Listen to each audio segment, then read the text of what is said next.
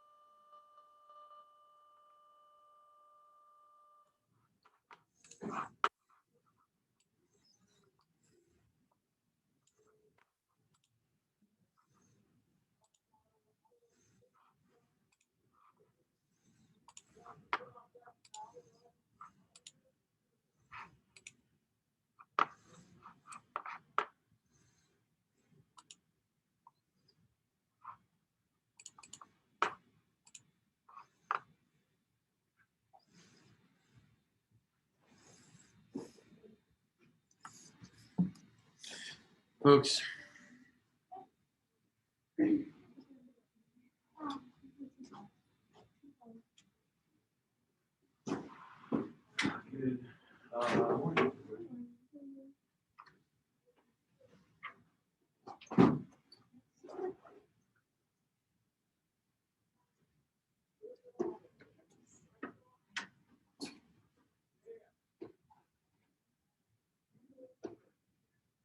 What's that?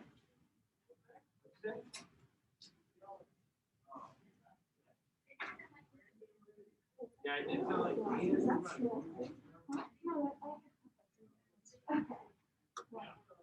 I can really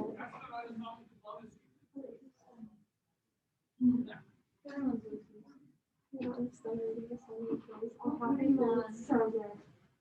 So we're just getting started. Oh, it's so good. Wow, that's so fun.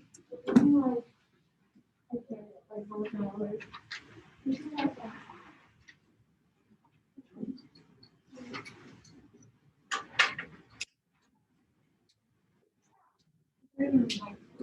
Like around that.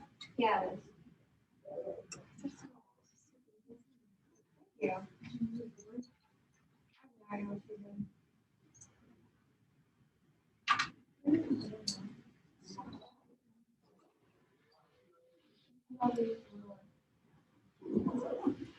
I use markers. I use color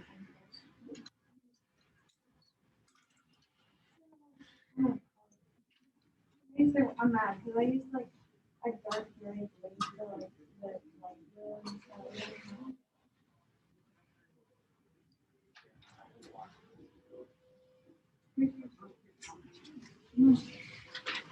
Oh, yours is kind of. It's because yours have like the. That's cool.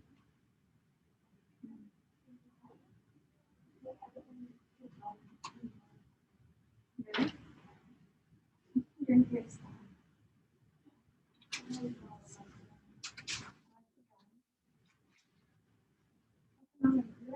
This poster.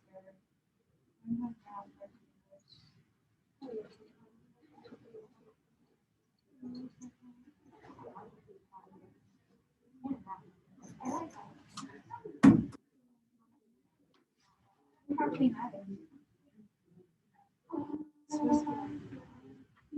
I have a ton of like tiny things. Like, battery's not included.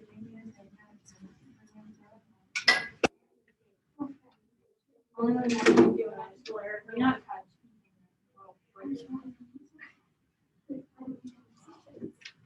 I just cranked through it on Saturday. That's a great question. If you have Cold War visual aids, Lily Dole had it brought to my mailbox. Oh my gosh. I think it's so good.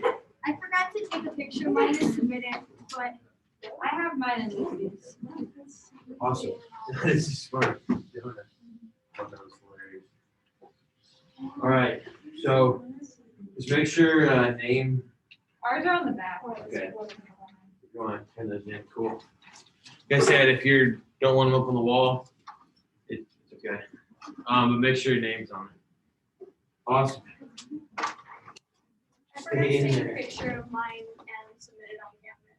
Okay, you need to do that. Okay. You do that right now? Yeah.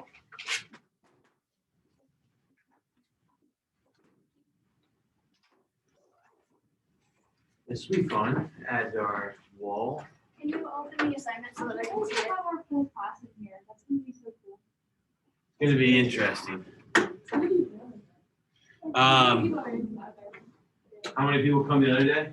Like, Isn't theirs bigger than Full. mine? Yeah, it's a lot. we're full. That's the problem. Like, I don't know. I don't have that many desks. So, see what we're gonna do. Well, Lucy said that was like a different dynamic of people. Yes. Yeah. Yes. Just different. That's all it is. Man. It's a lot of people though. Oh, hello, Ashton. Hey.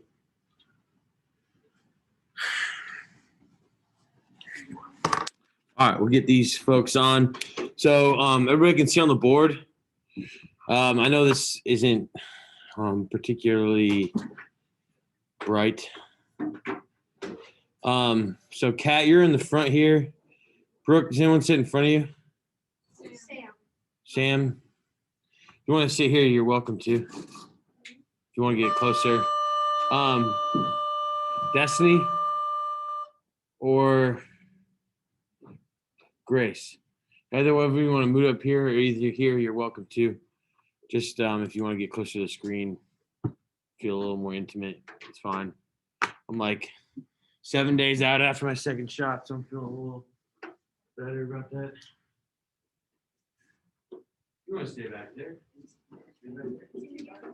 Open up the assignment. Yes, I'm going to shortly here. Give me a moment. Okay, so on the screen, you see just a prompt here. Okay. What I wanted you to do is just kind of brainstorm, get your minds going. Go ahead and admit everyone here. I'm going to share the screen right away. All right, so here's what I wanted you to do right away, just to kind of get our brains going today. This is an SAQ that's been used on the actual AP test. So it says, look at the following prompt and brainstorm some answers. So let's take a look at A. It says, explain one process that led to the emergence of new states in the second half of the 20th century. Anybody have any idea that could work for that? Hannah Hiddle. So when they're talking about the second half of the 20th century, I was thinking about the world wars and how that also showed some of the weaknesses of the imperialistic nations and how like the colonies underneath them saw that and like realized that they weren't like totally invincible, and they took that as a motivation, and they also wanted like reform, so they put that together and were able to come up with more like motivation and strength to be like the revolution. All right, so in a less roundabout way, Miss Hiddle and Brooke seconded it. said that after World War II was over, it was evident that social Darwinism was no longer particularly applicable to humanity, particularly shown through the weaknesses of the superpowers and their inability to control how many people died in World War II and just the actions that happened. So that would have been a really good, great answer. A lot of evidence that she used. So your hand is down on this next one. It's good. Identify one example in which the creation of a new state led to large-scale population movements after 1945. I can think of a couple that would work here. We've talked about these briefly. So, new state, example of a new state that led to large-scale population movement. Can anybody on Zoom help us out on this one? There's a lot of you.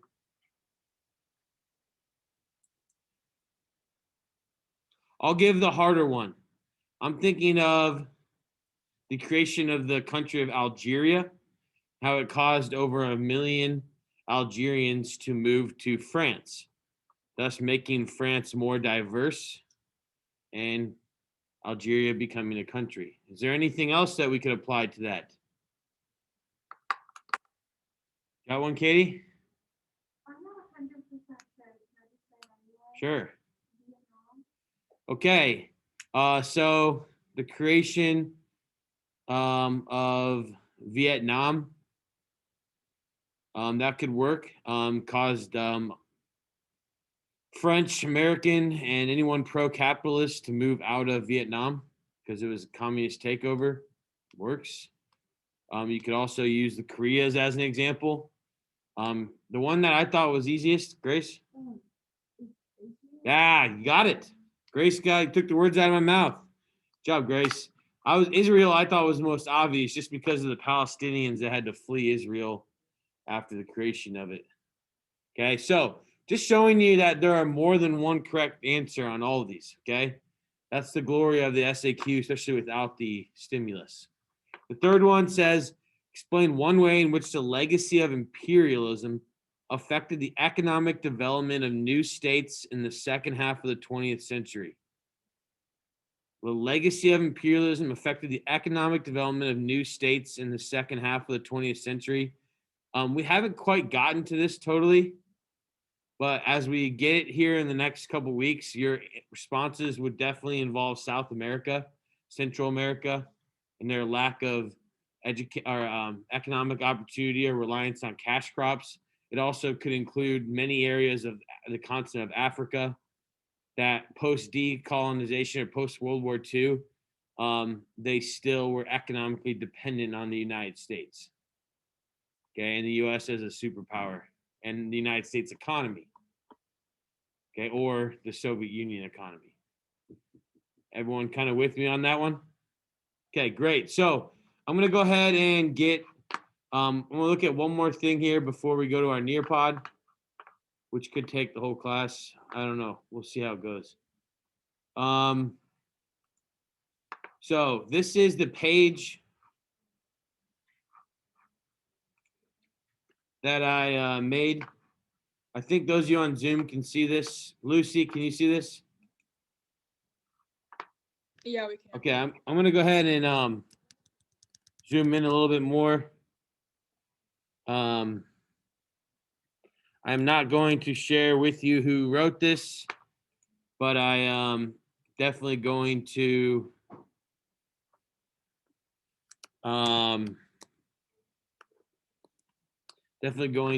look at this. So just a quick update for the class. Too many missing assignments.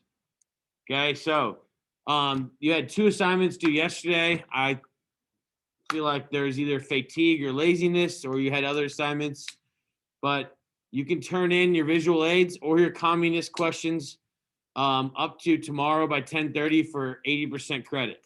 Okay, so I will upload those, or I'll open those up at the end of this class, and you'll have an extra day. Okay, or 12, 14 hours to get that done. This is an example of a very well written SAQ from the first one that you wrote. And you'll see the question, basically Answering the question, one factor that enabled Japan to develop the military capacity alluded to in the painting was the creation of the Meiji government. So there's the fact. The next one, this new government modernized Japan, leading to industrialization alongside a modern army and navy. Prior to the Meiji Restoration, Japan relied on a feudal system with traditional samurai. Realistically, that's 2 pieces of extra information. That's a fantastic response. The modernization of Japan was essential to becoming a military power. That's the E, or the explanation point. Okay. I'm not going to go over all 3, but her extra evidence, Japan borrowed from the West, but still maintained its own identity. That's very important. World War I, Japan allied with Britain and agreed to attack German colonies in the Pacific and China. The E part of it is that they used those colonies in World War II. So this student does happen to be in our class. I'm not sure if they're on Zoom right now. I'm looking at faces. They are on Zoom. They're not making any kind of face that would indicate happiness that their answer got chosen. But congratulations to you. You know who you are.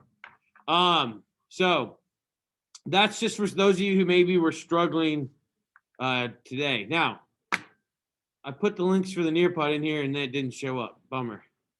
Other things, then the PowerPoint for today's notes are right here where it says PowerPoint. Everybody see that? The homework, tomorrow, quiz over chapter 36, and then notes from today in class as well. And then you need to complete the missing work, as there was only about 55% of people that turned in both assignments. That's not acceptable in my book. Right at the end of the 9 weeks, if you want your grade to drop at least from A minus to a B plus, or B plus to B, or whatever, you need to make sure you get those in. On the rest of the week, Thursday, small group themes work. Friday, we're going to have an SAQ timed right, and we're going to have a class discussion. And I'm going to work on getting the actual camera out so that the people who ask the question will be able to be seen to the people at home. Brooke, we have a question. Unit test was supposed to be Friday. Mr. Brunette had to rearrange everything for this thing called 9 weeks exams. I hate them. So that's why I had to move the notes quiz from Monday to Wednesday. That's the only day I'm allowed to quiz. And I'm going to include questions from this on this last, one more unit test. That's it. These next few chapters go by fast. They're kind of redundant. They all repeat themselves. And I'm going to focus more on, we need to get started on writing skills and review, not so much content at that point, since it's a bit redundant. Yes.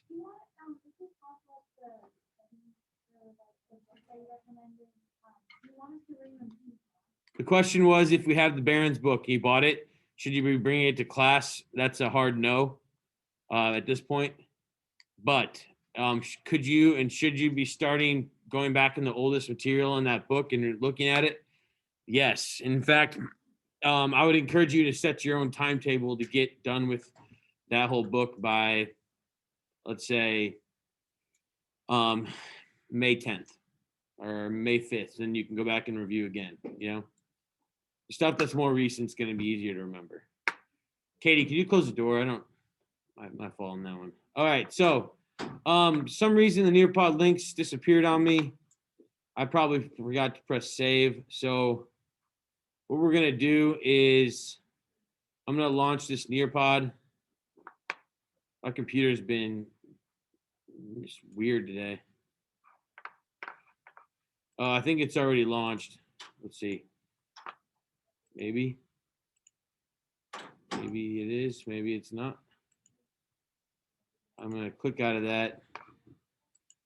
Go here. Try again. Okay. This is the one I wanted you to do. All right. So we're going to go ahead and start Nearpod today for class. So if you could put this code in, please. If you're incapable of seeing it at home, I am also copying the link into the chat function.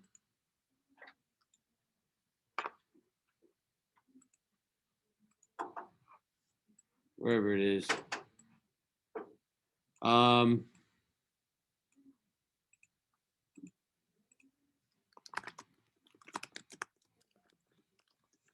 Those of you who have your physical copies to bring in for us to put up on the wall of the visual aid, that's awesome. Lily Dole, I got yours this morning. You must have had been on it. I had a handful of people in here turn them in. Thank you for those of you who did that. Like I said, I was up last night like 11 p.m. looking at them just because I'm excited to see what you came up with. All right, so I'm gonna post this in the chat for everybody, but we need to start getting onto this Nearpod because it's gonna take us a while to complete this. So I got 16. I have 7 in class, and I have 17 on the Zoom, 18 on the Zoom, so should have 25. All right. So I'm at 19. This is going to be for 5 points participation today, and that's simply just following along. Yes. The code is TCVDI. Is that better? Great. Okay, I got 23. So 2 of you at home, I'm guessing, is everyone in here on? Kat? Can you get a thumbs up? Camera needs to see it. Okay. There's actually not a camera there. I'm just messing with you. It'd be funny if there was. All right. We're at 23. That means 2 of you at home are chilling and not wanting to participate today. If you ever want to join in and decide that that's fun, okay, we got 25. The code is always in the upper left-hand corner. So, you see, I didn't really finish announcements today, but I did make the fancy slide. So, we're going to start off with kind of a what do you know? All right. You have 2 minutes. What do you think caused the end of the Cold War? Okay. Go ahead and take 2 minutes to respond. I can take attendance too. Awesome. Again, just what do you know? And I'm going to hide your name so people don't see them.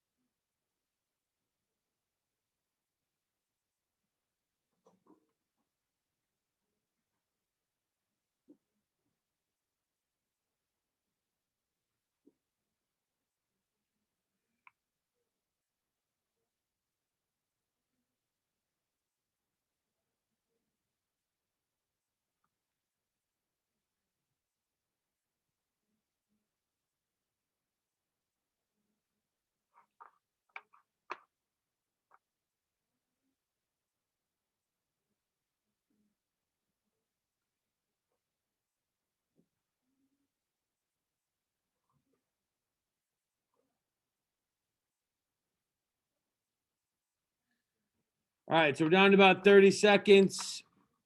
Was the falling apart of the USSR, collapse of communist parties in Eastern Europe, economic depression by the USSR, decline of the USSR over time, the Afghan War, the fall of the Soviet Union, an armistice. Both sides did not want any more casualties or destruction. 10 seconds. End of communist rule in Russia. All right, so most of you can see the screen. Great job. We had 92% participation. That probably means that 2 of you did not answer. So those of you that aren't getting anything in, was no right or wrong answer, but want to see what you picked up from the reading. I'm happy about this. Looks like you got as much as I wanted. So good job with that. So we're taking a look today at the end of the Cold War. I've never taught it in this order before. So when we go back to talk about Latin America and Asia and Africa in the next 3 chapters after this, it's all you need to keep in mind that the Cold War ended, but all of that stuff happened before, okay? So this is going to be like going forward right now, way forward. Then we're going to have to go like 2 steps forward, 3 steps back analogy, all right? And this was my coworkers that decided to do it in this order, not me. I'll probably change it for next year. But we'll talk about the end of the Cold War a little bit. last week we had mentioned de-Stalinization. Sounds like a pretty cool word and looks cool when you write it. So, but the obvious answer is getting rid of Stalin's policies. What was Stalin what were some of his policies that probably were not super popular amongst the people? Anybody have any guesses? Hannah?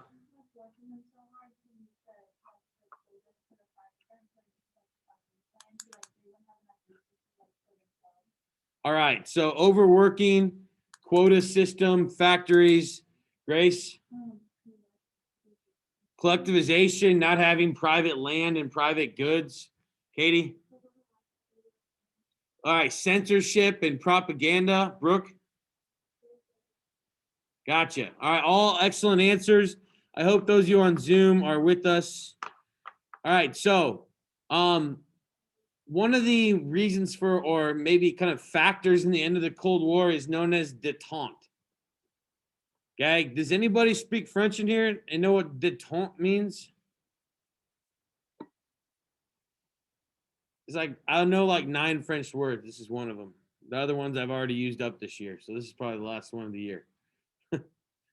Détente is the lessening of.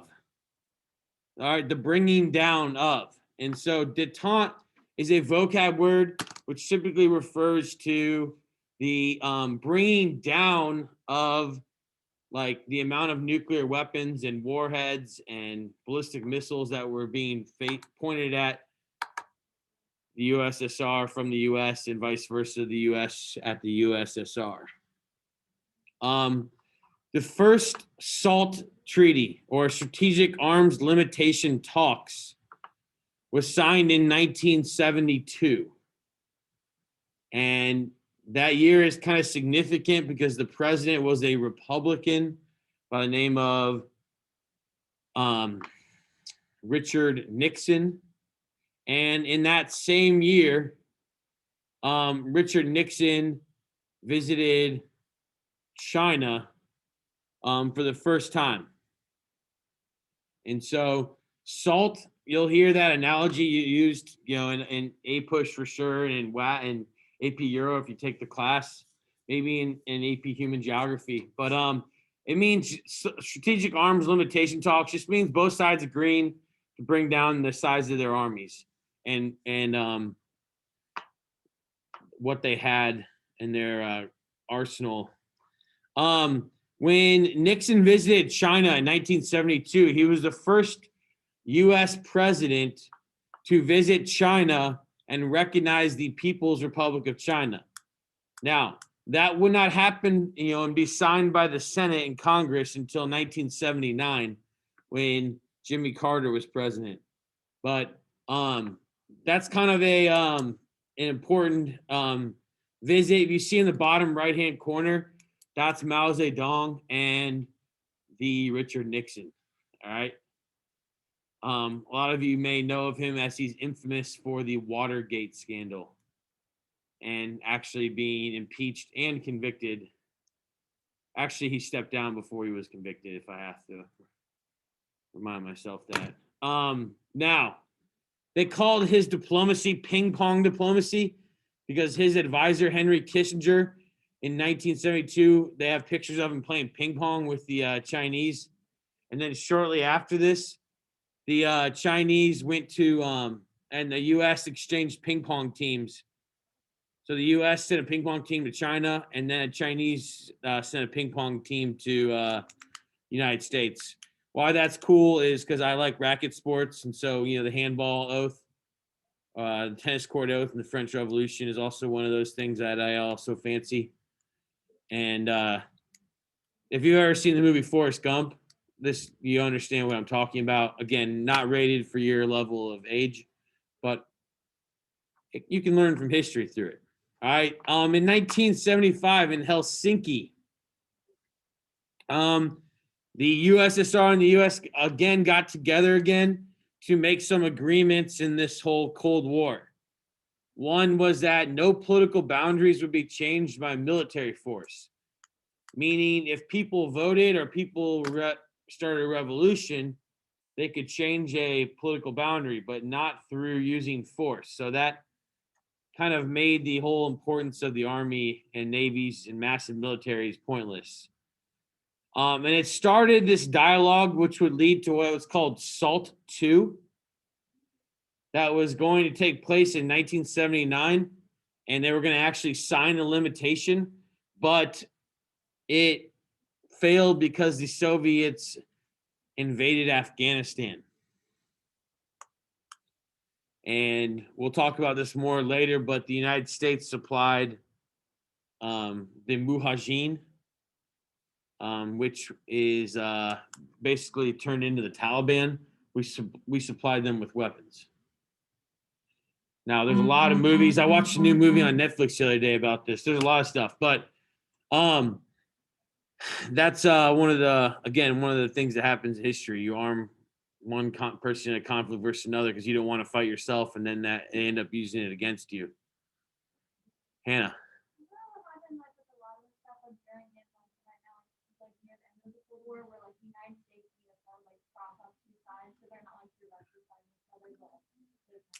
Yeah, but Hannah said, does this happen to this day, or are there other instances? There's many. Yeah.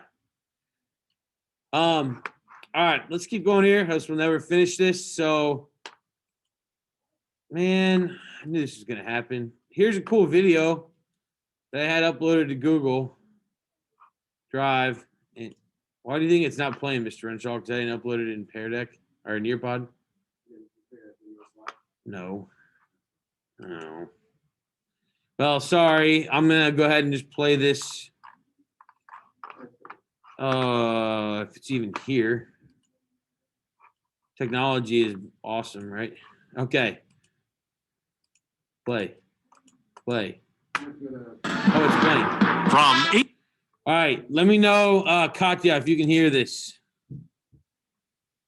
Gotta change the speakers real quick. This is kind of one of my favorite videos for no apparent reason.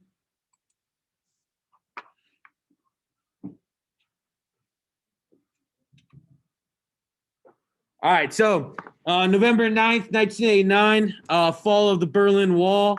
We're going to go ahead and watch the original broadcast in the United States. And if I press this button, let's see if I can make it full screen. Okay. Katya, tell me if you can hear this. From ABC, this is World News Tonight with Peter Jennings. Reporting tonight from Berlin. From the Berlin Wall specifically. Take a look at them. They've been there since last night. They are here in the thousands. They are here in the tens of thousands. Occasionally they shout, "Demol." Almost back, the wall must go. Thousands and thousands of West Germans come to make the point that the wall has suddenly become irrelevant. Something, as you can see, almost to party on. How do you measure such an astonishing moment in history? The East German government said tonight they were going to make more openings in the wall, at least a dozen more. Put bulldozers right through the wall so that more people could cross to the west. The East German communist leadership tonight said there'd be a new election law guaranteeing secret elections which the rest of the world could monitor. And only 24 hours after East Germans were told they could go anywhere, anytime, the Soviet Union said that was a sensible move. Thousands of East Germans came across the border today, perhaps more than 100,000, so many that border police lost count. And at every border crossing, thousands of West Germans there to say welcome. Some of the really good news today was for the East German government. While thousands and thousands came to look, even gape at this showcase of capitalism, the vast majority said they would be going back. The simple act of giving people the freedom to travel may have convinced these Germans they need not take flight whenever the door opens just a fraction. It has been an astonishing day.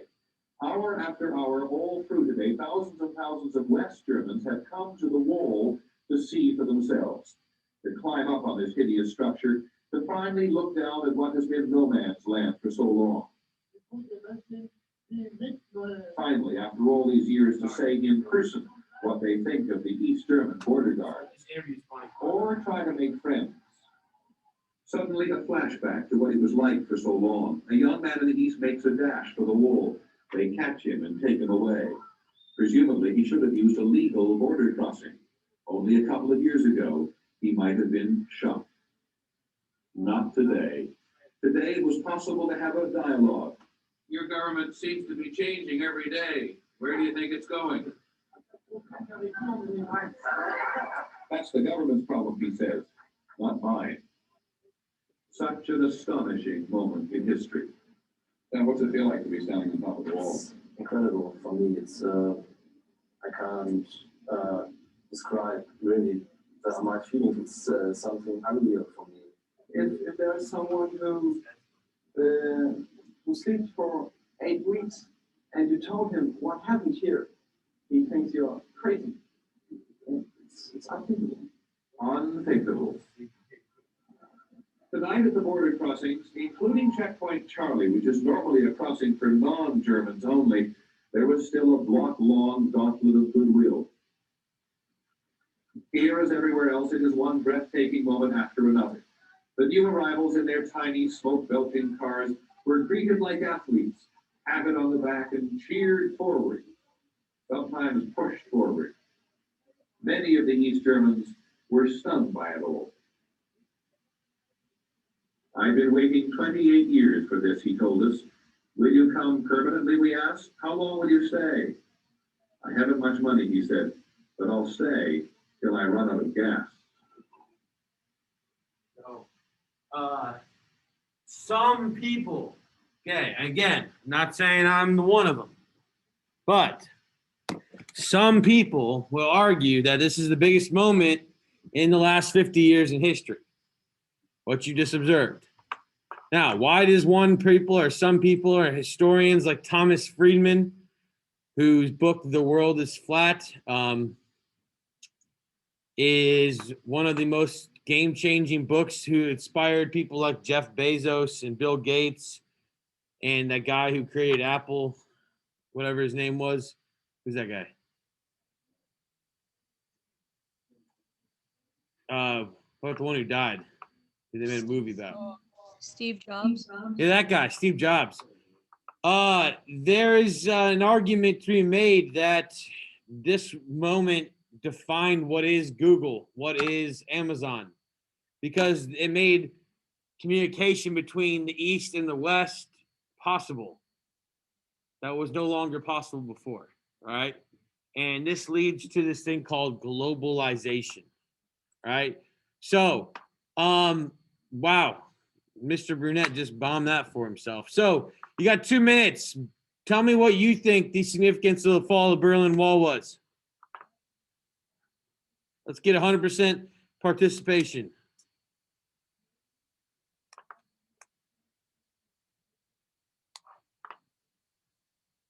What do you think, Mr. Renshaw?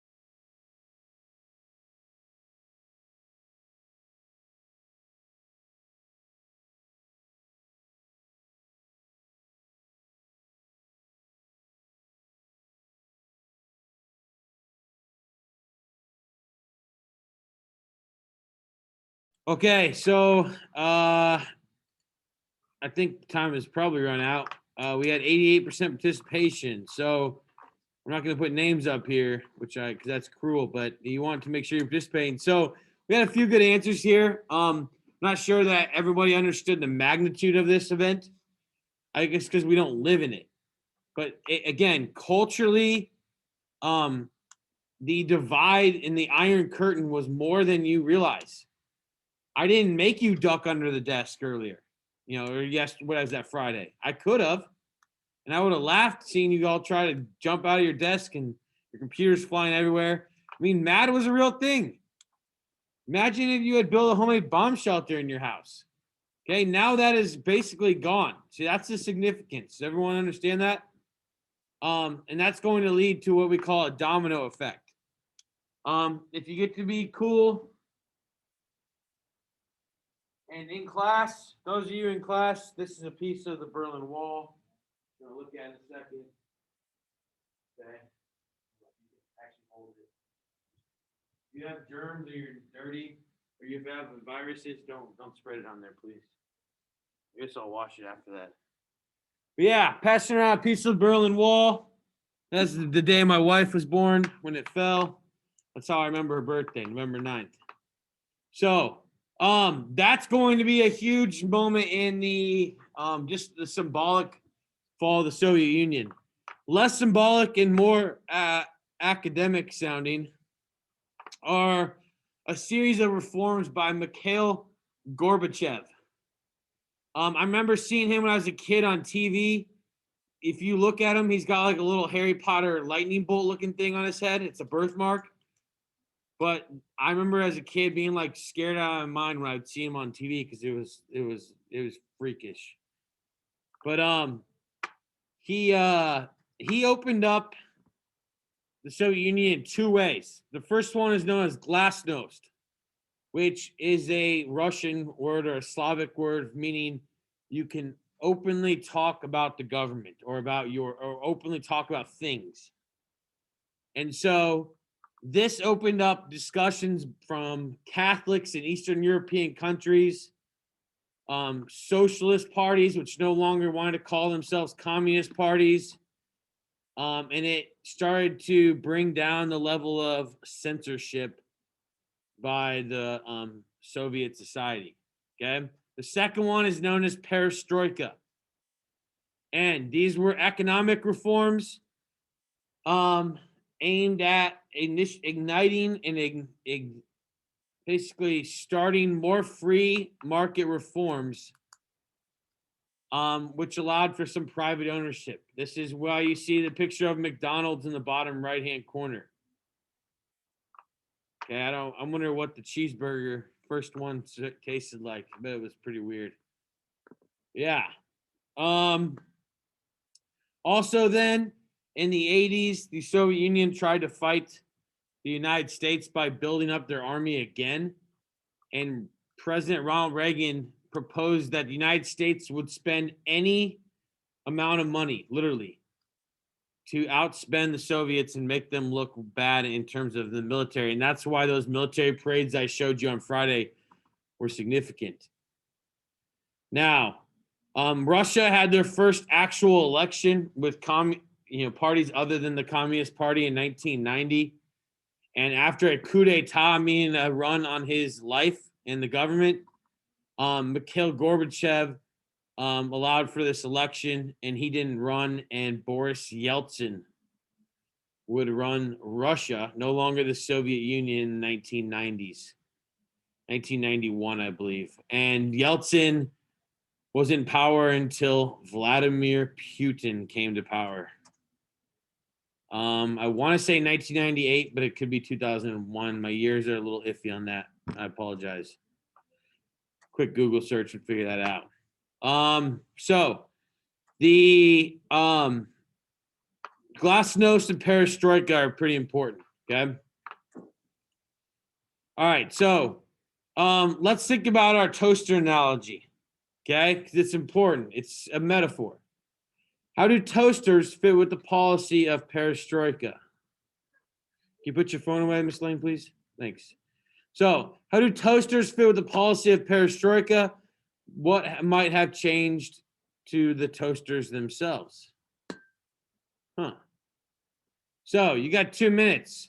If you need to talk to the person next to you to figure this one out, do it. But I don't want to give the answer away.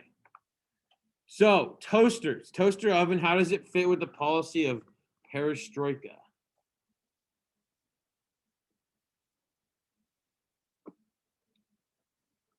Again, not gauging right or wrong answers. I'm gauging participation on the Nearpod. We'll talk about correct, incorrect answers.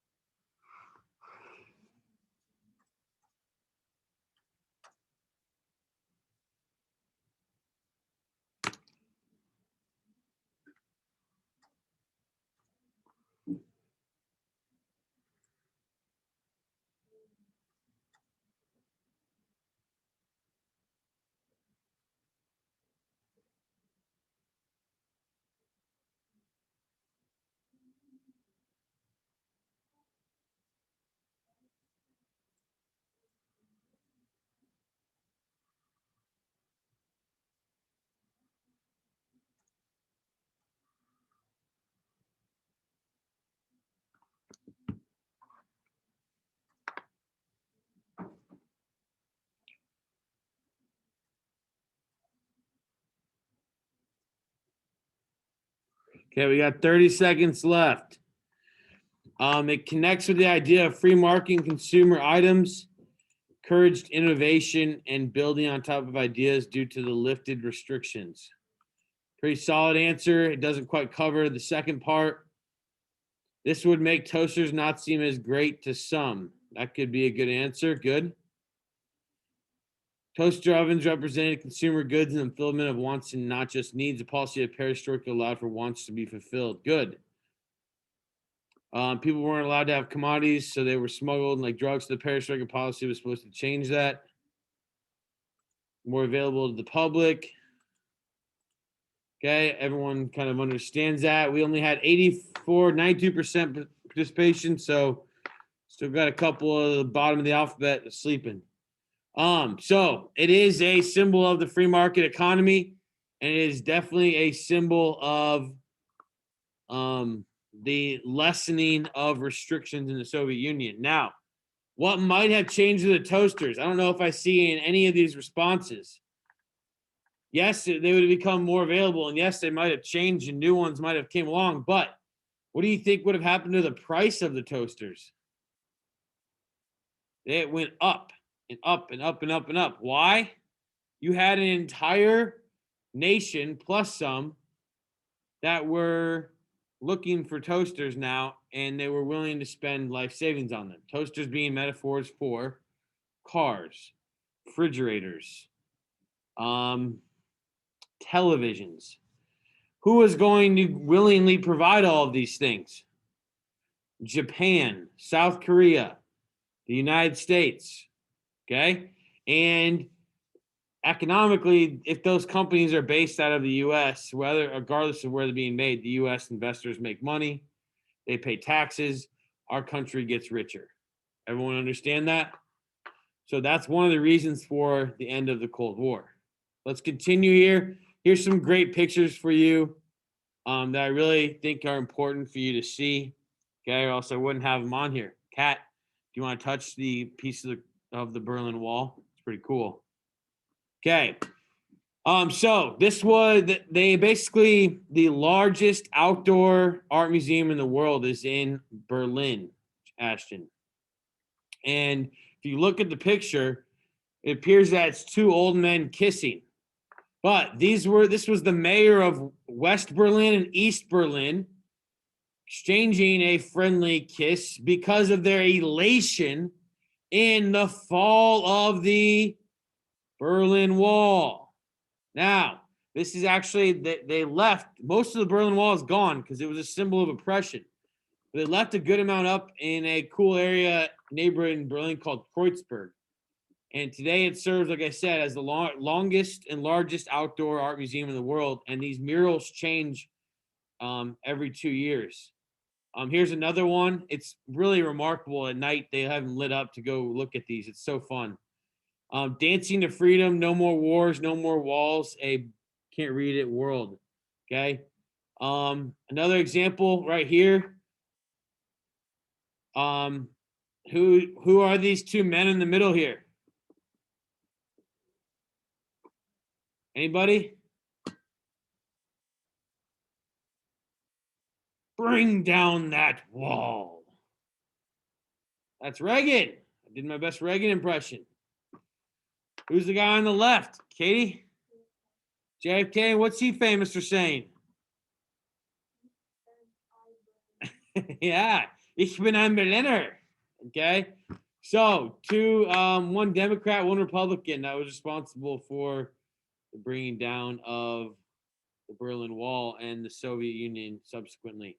Okay, here's a great image for you. Number of nuclear warheads. Look at the Soviet Union around 1988, 89, 91. You'll notice that they had tried to outspend the United States. Notice once the Soviet Union ends, how both of the countries eliminate their nuclear arsenals. Okay? Could the USSR afford to outspend the United States in their military and nuclear buildup? Heck no. That's because of the way that their economy was run. Here's another, I think this is just interesting. Ronald Reagan, H.W. Bush, Clinton, W. Bush, and Obama. You can see the amount of total warheads and then warheads deployed on strategic launchers, meaning they're ready to be launched. These are in the thousands. So even, today we still have 1,000 nuclear warheads on launchers ready to go at any given time. Does that make you kind of nauseous? That's pretty crazy. But look, if you were living in 1985, okay, absolutely incredible. And think about how much money that costs to maintain that, where it's not going to social programs. Okay? Things like, and Jill and Owen, I just saw your answers. Owen, thank you for that. But it's not going to things like welfare, okay, or unemployment insurance, etc. Here's another one then. The estimated global nuclear warhead inventories between 1945 and 2017. Look at the United States and Russia's, and then look at every other country combined, how they barely make a blip on the radar. Is that just a dead giveaway of the Cold War, Ashton? Why?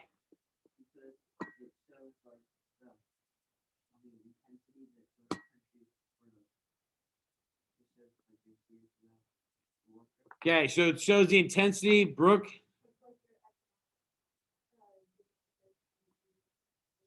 All right, the economic warfare and the fact that those two countries, the USSR and the US, were the leading economies at that time. Of all these countries down here that surprises me, I would say in 2021, it's China. And I'm like, wow, surprised they don't have a lot more,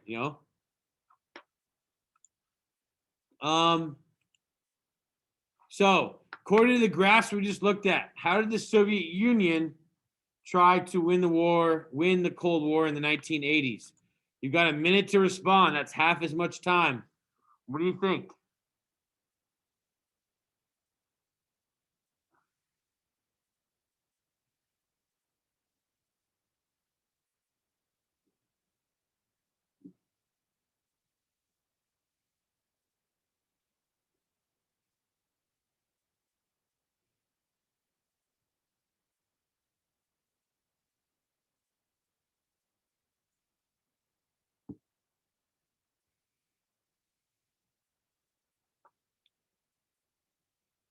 So we have an answer that says the USSR wanted to overachieve or at least be more successful than its rival.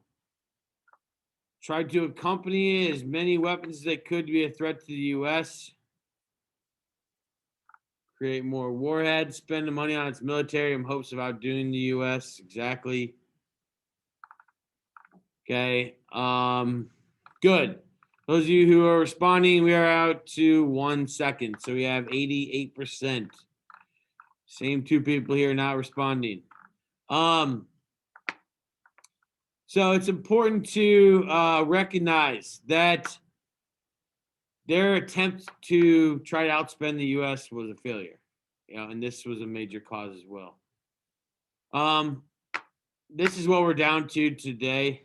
This was made about 2 years ago, actually. Does anything on here surprise anybody?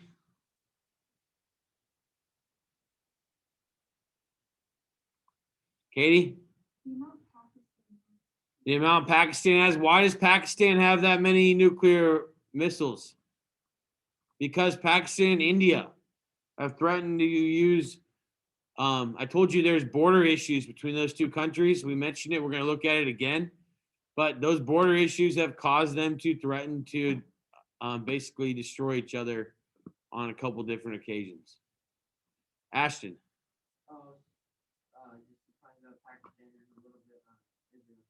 Israel for sure. Why do they have so many? Because of the fact that they're in a Jewish state in an island of Arab countries. Okay, which would make sense. All right, so the fall of communism. 1989, the Berlin Wall falls. I want you to see this. West Germany and East Germany are still split. Look at all these satellite states. Okay. August of 1989, it's Poland and Hungary that break away first. Then Romania joins. Czechoslovakia joins in what's known as the Velvet Revolution. You want to jot that one down. It's been known to be put on tests. Then you have East Germany in 1990 has the first open election, and you have the reunification of Germany 45 years after World War II. Then Yugoslavia stages elections, and you have the breaking up of Yugoslavia into 5 different countries. And then Bulgaria and Albania throw off communist rule. And so you actually end up by April of 1991. Russia has elections, obviously, and you end up with no Soviet Union and the end of communist rule by August of 1991. What do you think about this? Is that fast? In terms of world history, that's lightning speed. Yeah. Okay, look at all the creation of these new countries. So you obviously could have used that in your response on that SAQ that I showed you at the beginning of the class period. Remember how I told you all these countries had to learn Russian? So I told you I've hung out with a handful of Latvians that were forced to learn Russian in grade school because of the influence of the communist or Soviet Union. All right, so we got one question left. What do you find surprising or interesting about the fall of the Soviet Union? As long as you don't put nothing, you will get some credit. So think about it. Again, what do you think's interesting? Or what did you find to be a surprise? I might go with the fact that it was peaceful, that the Soviet Union fell without much violence.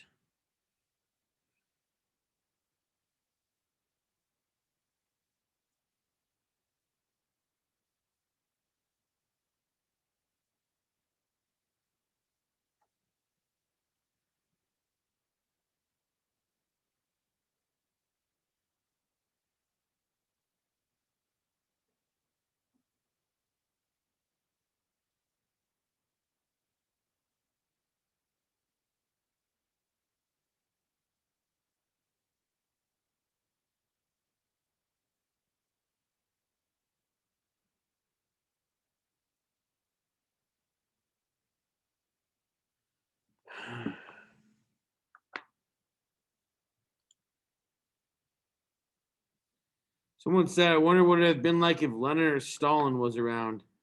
Interesting idea. How fast the Soviet Union split into numerous different countries. Yeah. Good answers.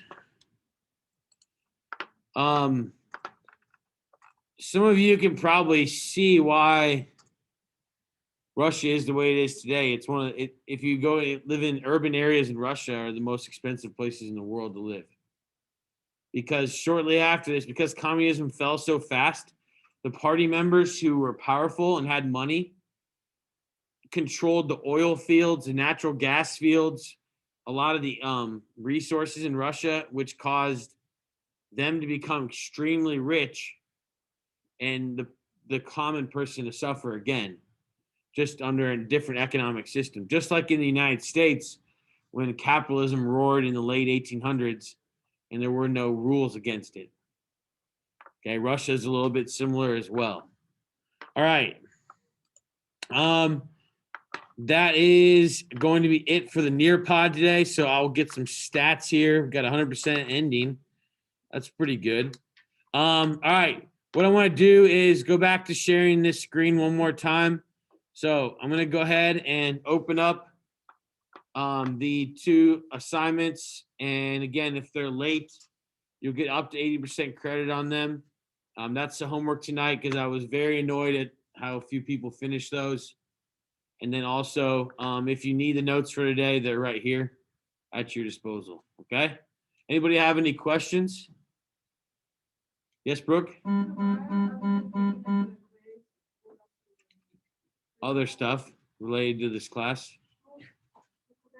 It's not going to be homework. I mean, we're going to be busy the whole period. No. Okay, folks, I'm going to let you go.